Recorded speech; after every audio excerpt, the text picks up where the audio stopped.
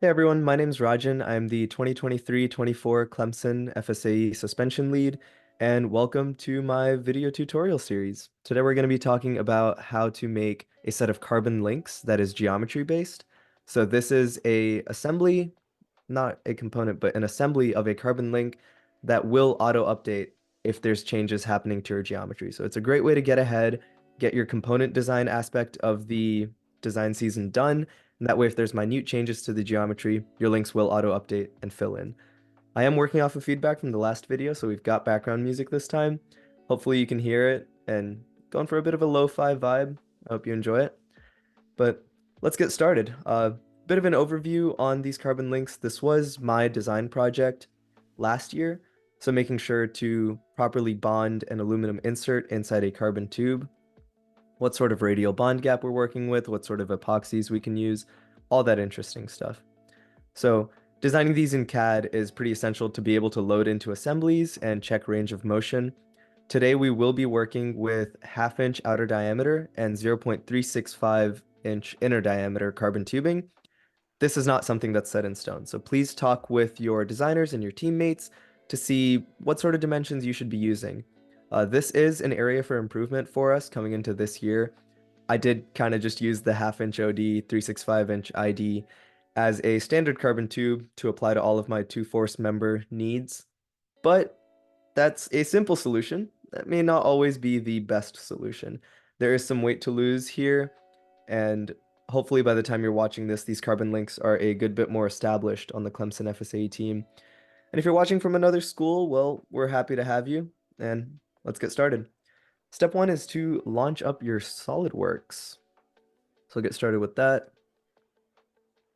And there we go. We're going to start off by creating a new assembly. Now this assembly is going to be our working assembly, and this is where we'll create each of our individual components, and it's also where we'll load in our geometries. For today, we're going to be working on a steering link as an example, but all of these principles that I'm going to go over today do carry over to what will apply to push rods, pull rods, toe links, everything. Any two force member that is based off of a geometry. So step one, we're going to save it. And for assemblies like this, I like to always save them titled working assemblies. So for me, I'm gonna, actually this is in miscellaneous, or no, it's in suspension learning program. I'm just gonna save it over here. Please do follow the proper file path as specified by your specific designer. And so I'm gonna come in here and call this a steering link working assembly. Again, be sure to include that working assembly title. That way people know that this is the one to come to when you need to refresh things, when you need to update certain aspects of your design. All right, now the next step is to load in your geometry. Like we said before, this design is completely geometry based. We're not working off of any arbitrary numbers. The expectation before you start this is that you have a stick model of what the link is supposed to look like. And then you're meeting those dimensions with your carbon tubing, your aluminum inserts, and your rod ends. So we're going to go to work files, steering, under geometry. I've got steering V1 right here. Going to go ahead and open that up.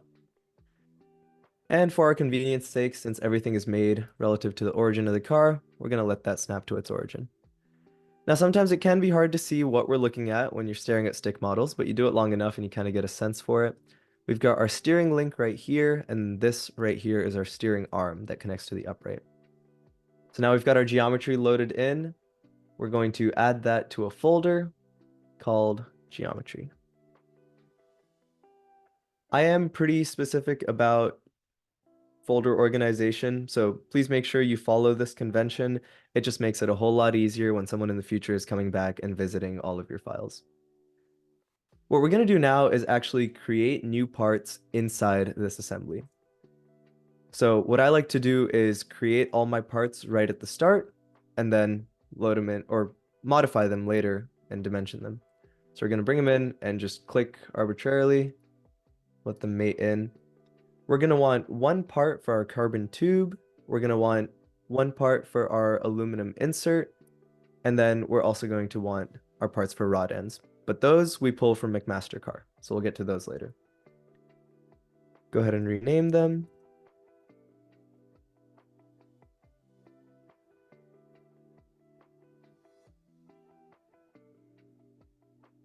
Also, if you notice, I spell aluminum the British way, aluminium. Force of habit. I'm not going to change it, so don't bother telling me about it. We're now going to save our assembly, and when we hit save, we're going to see a pop-up like this. Going to hit save all. Make sure, this is very, very important right here. Please, please, please save these files that you just made inside your assembly externally. This is pretty important because when you save things internally, it gets all kinds of goofy. We're going to make sure that the file path is for our carbon links and the file path that you're working in. Make sure that we have good file organization here on the SolidWorks side, but do be sure to continue that into your server file path, so that way things are easy to find. We're going to hit OK. It's going to save those for us. And we are in business. Awesome. Now let's add these to our folders. We'll make one called tube. We'll make one called insert.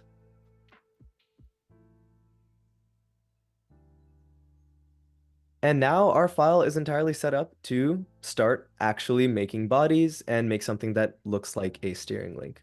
I'm going to try to experiment with splitting this video up into sections based on the chapters, I think, that you can see on the progress bar down below here.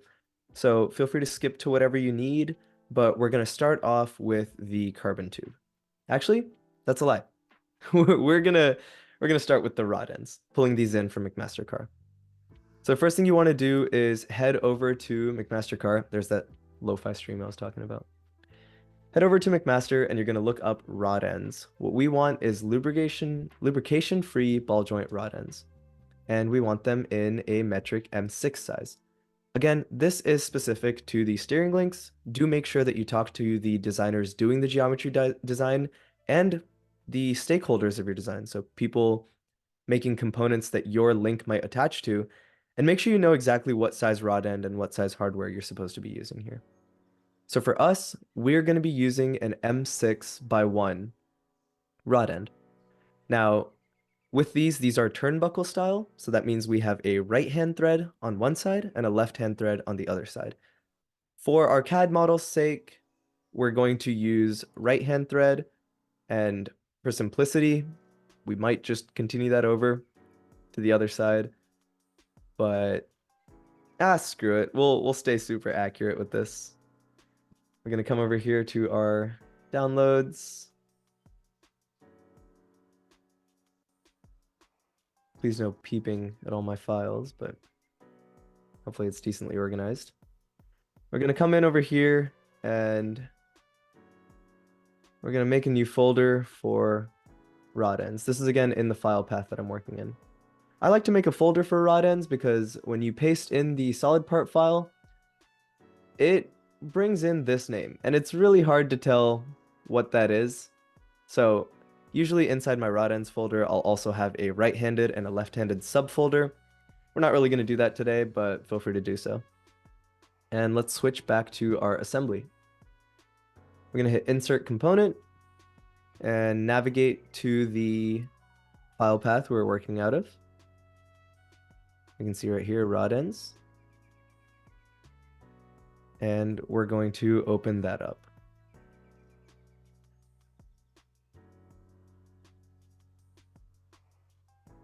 If it'll let me. There it is.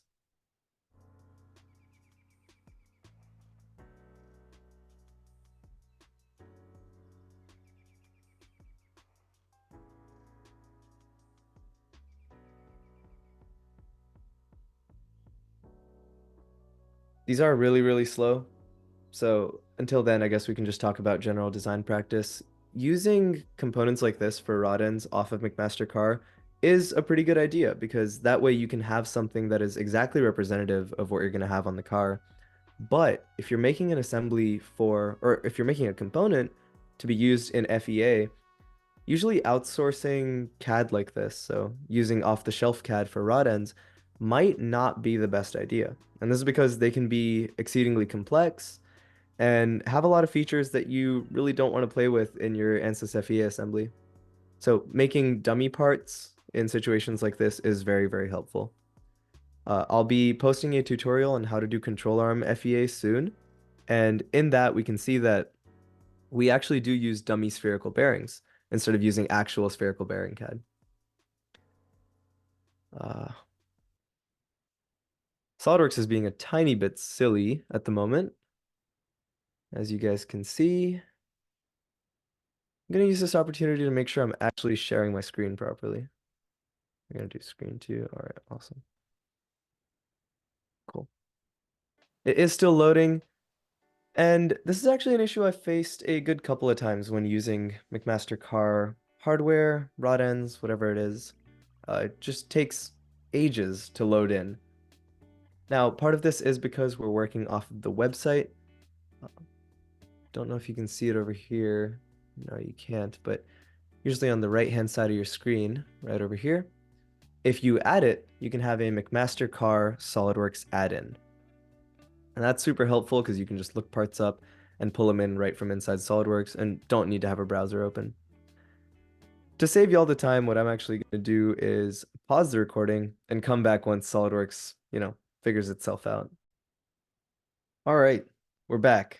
Oh, I do need to share my screen.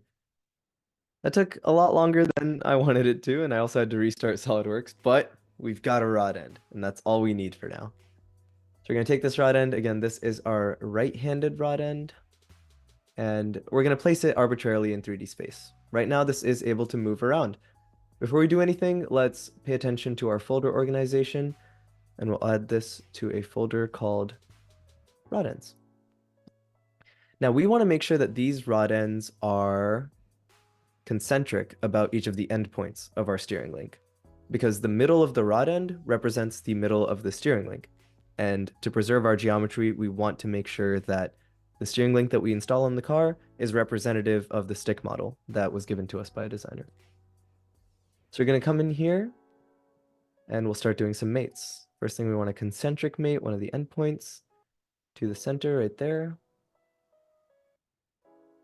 And then we also want to make sure this shank, this threaded portion, is concentric to this line. And look at that. We've got a rod end in place where it needs to be. Now this can spin, and that's okay. You could constrain that motion if you wanted to. I'm going to leave it unconstrained because there's no need to constrain it. Now, the reason, well, I know I said earlier we're going to use right hand and left hand, but after this took literally forever to load in a right hand rod end, what we're going to do is just click on it on our tree on the left over here, do a cheeky little Control C, Control V, bam, we got another one. And we're now going to mate this to the other endpoint of our geometry sketch. So again, using steering here as an example, but do make sure that you are working with the geometry for your specific design project. I'm going to make these concentric, and we're going to flip that mate alignment so that comes over there. Awesome. Now we're going to move on to the aluminum insert portion. Welcome if you skipped to this part of the video. Happy to have you again. But here's where we get started. Let's move over to our aluminum insert part file, and we're going to hit edit part. Now, one thing we want to do is make sure that this insert comes in right at the middle of this shank over here. Statically, we want our steering link to be halfway threaded onto the rod end, so that way we have an even amount of adjustment to make the link shorter or make it longer.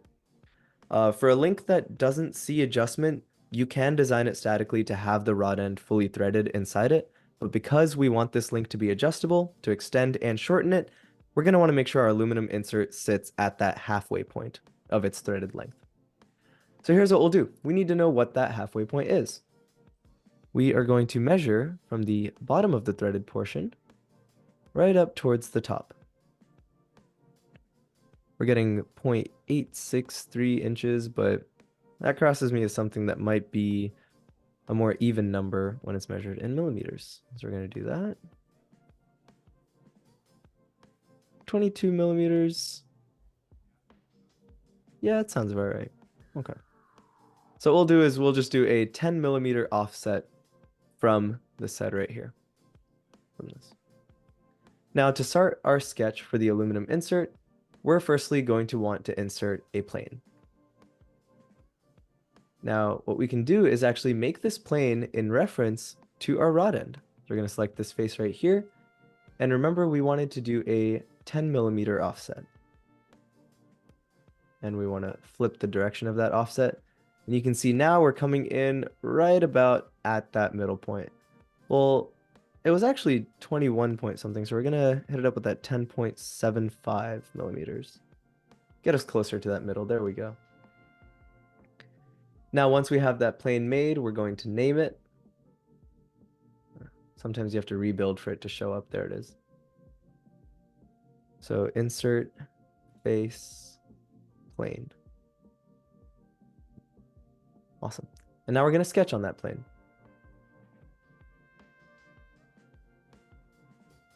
I like to come in at a different view so that way I can see all of the things going on and it's not clouded by looking, up the shank of a rod end. The first thing we want to do is create our main external body. So we're going to create an arbitrary circle and make sure we made it to pierce this line. Now, by adding that relation, we've also made sure that it is perfectly concentric with the rod end because the rod end is concentric with that geometry line. Again, we want to make as many things in reference to the geometry as we possibly can, so that way when the geometry updates, or if it updates in the future, it'll go back and, fix itself, auto-refresh all of its references. Now, like I said earlier, since we are using a 1/2 inch outer diameter for our carbon tubing, we want the outer diameter of this aluminum insert to match that. So we're going to make sure that hits a 1/2 inch. And now it's time to extrude this. In the past, we've kept a 1/10 of an inch on this, the portion that's the same outer diameter as the outer diameter of the carbon tube. But this year, I'm actually going to up that to a 1/4 inch. And this is because we want to put flats on this surface so we can fit a wrench around it. Being able to fit a wrench around it is huge for adjustment. If you're watching this in the future from a time when we always use wrenches to put on carbon links, you don't know our struggle. Going in with greasy hands on a piece of carbon tube and trying to adjust your toe, trying to adjust your ride heights, it is the worst. So we're going to make this a 1/4 inch tall. Now we're going to name this, or we actually have to rebuild first, so that way it actually shows up. And we'll rename this feature as our flats part, because this is where we're going to have flat portions that we're going to come in and cut later. Now we're going to sketch on the bottom face of this insert right here and add another circle. This one, again, start off with completely arbitrary and go ahead and add that pierce relation to your geometry line. That way it's completely centered now. This is another part where it comes in where you have to communicate with your designer that you're working with. So I know that a 10,000th of an inch radial bond gap is what's best. And so what we're going to do is make the outer diameter of this 0.355 inches. But actually we do need a shelf. So the shelf portion is what keeps the aluminum insert concentric with the carbon tubing. So we want it to actually match the inner diameter of the carbon tubing, which I misspoke earlier is actually 0.375 inches. And so now we'll add an extrude feature right here. This one we can keep a 1/10 of an inch. You can get away with a good bit shorter. And honestly, we probably will. 0.075 inches. I like. Awesome. Again, this portion is meant to match the inner diameter of the carbon tubing, just to make sure that the insert sits perfectly concentrically with it. Now we're going to actually rename this feature first. I'll call it the shelf. And it's time to sketch on here once again. Add our arbitrary circle and add that pierce relation to the geometry line.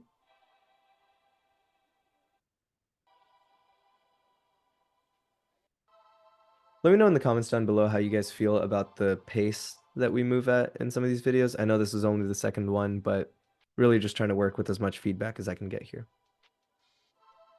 So we know that a 10,000th of an inch radial bond gap to the inner diameter of the carbon tubing is what's best for us in terms of bond strength. This was derived with multiple rounds of tensile testing of carbon links. And so that's why I just know this number off the top of my head. We're going to extrude this and we're going to do a 1-inch bonded portion length. Again, please do communicate with the designer you're working with because this is subject to change. The length of our aluminum insert directly dictates how strong the insert is, or how strongly it's bonded to the carbon link. For a very short bond length, you're going to have a lower strength, and that insert might pull out a good bit quicker than if you had a longer bond length. So we're going to start with the standard 1-inch for now. And we'll call this feature the... Oh, I'm not renaming it, am I? What's going on? Okay. Cool. We'll call this our bonding surface. Now we're getting something that looks really, really representative of what an insert looks like, except we're missing a through hole and we're also missing the flats that I talked about earlier. So we're going to come in and sketch on this front surface. And we're actually going to make a center rectangle.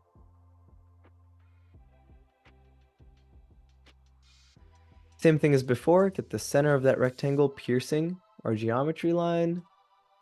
And we're going to come in and dimension it. I'd like for us to be able to use a 10mm wrench. So we're going to dimension that to 10 mm. And we've got that portion. It doesn't really matter how tall it is. We kind of just want the wrench to be able to sit around one side of it. So we're going to make this a completely arbitrary length. That's close to 0.75, so we're going to say 0.75. We just want to make sure it's taller than the circle right here. Now, if we do an extruded cut on this, we're actually going to cut out the middle portion. What we want to make sure is we preserve the middle portion and cut out the portions outside of this rectangle, such as this part right here. So while we're still in the sketch, we're going to convert entities on the border of that circle, and it's time to do our extruded cut. Now, while we're doing our extruded cut, we only want to select these contours over here. And we also do want to make sure that we don't accidentally cut any of the other insert material off. It doesn't look like that's the case right now, but just to make sure, what we're going to do is do an up to surface cut. Come around and do it up to this back surface right here. And we'll rename this feature to be the flats. If you guys are watching this or listening to this from Clemson, the Flats is the apartment complex I live in. That's funny. And now it's time for us to make the through hole on this aluminum insert. So we're going to sketch right at the bottom over here and add another arbitrary circle and add that pierce relation to our geometry line. Simply by adding this pierce relation to the geometry line, our geometry line dictates all of these circles' positions and rectangle for the flats, and to make sure that everything is concentric and centered all at once. So again, doing this diligently will make sure that when the geometry, or if the geometry updates, your design is still the most up to date with that. I did resume the recording, right? Oh, okay, cool. I did. Yeah, nice. Now, previous years, usually just made this to be able to tap out to an M6, this through hole right here. But we dealt with issues with the steel of the rod end and the aluminum of the insert not really playing well together when we did lots of adjustments, and it started to wear out the threads. I believe the effect was called galling, and that led to a lot of play in the threads between the rod end and the insert. And to mitigate that, we're actually going to be using helicoils this year. So again, talk to your designers, make sure that you are using the proper helicoil size for your rod end. But we're going to come in here and we're actually just going to look up helicoils. So stainless steel helical inserts are what we need, and we're looking for metric. Awesome. We want M6 by 1. And how long do we want it? Well, let's take a look. We have the rod end, and we have a 1-inch threaded portion. So we want the rod end to be able to move all the way up and down our entire 1-inch threaded portion. So we want to get something that's as close as possible to that length. Now 1 inch is 25.4 millimeters. So installed length for the longest M6 helical is 18 millimeters right here. So what we're going to do is not download the CAD for that, but just make sure that that's there. Now we want to make sure that we know what the right drill size is for that. So this is for a maximum hole diameter of 6.25 millimeters, and that is our drill bit size as well. So we're going to come in over here, and we're going to dimension this hole to be 6.25 millimeters. So that way we can properly install a helicoil. One thing I'd like for you to notice is every time I'm entering dimensions, I do include the units afterwards. And this is to make sure that there's no confusion between the unit system that my part file is in and the unit system I'm using. We dimensioned a good bit of stuff in inches earlier, but our hole size is now dimensioned in millimeters. Instead of having to go down here and change between IPS and MMGS all the time, if you just build the habit of including your units at the end, SolidWorks will auto-convert. So it auto-converted my 6.25 millimeters to a 1/4 inch, just about, or not a 1/4 inch. That's a bad approximation. 0.246, whatever. Just saves us from doing a lot of math too. So we're going to come in here, do our extruded cut, and this one's going to be a good old through all. And just like that, we're going to exit our part. We now have a rod end and an aluminum insert. And that's awesome. Make sure to hit Control S and save. Now, we made this aluminum insert in reference to the rod end position on the left side. What we want to do now is copy this aluminum insert and just insert one into the assembly on the other side. So we want to select that in our tree, which lives right here, and do a good old Control C, Control V, bam, we got another one. Now mating this is going to be pretty simple. We want to make sure that the entire body is concentric to our geometry line. And we'll flip the mate alignment right there. Awesome. And we do also know that the top face of this is, I think it was a 10.75 millimeters offset from the bottom of the rod end. So we're going to do a distance and then do 10.75 mm, and we're going to flip the dimension. Look at that. Our insert is now over half of our rod end. And look at that, guys. We now have 2 rod ends and 2 inserts good to go. It's now time for the carbon tube portion. So we're going to minimize our folders. We're going to make sure this aluminum insert is in the inserts folder. And we're going to come into the tube side. We're going to hit edit part. And what we're actually going to do is sketch off of one of the inserts.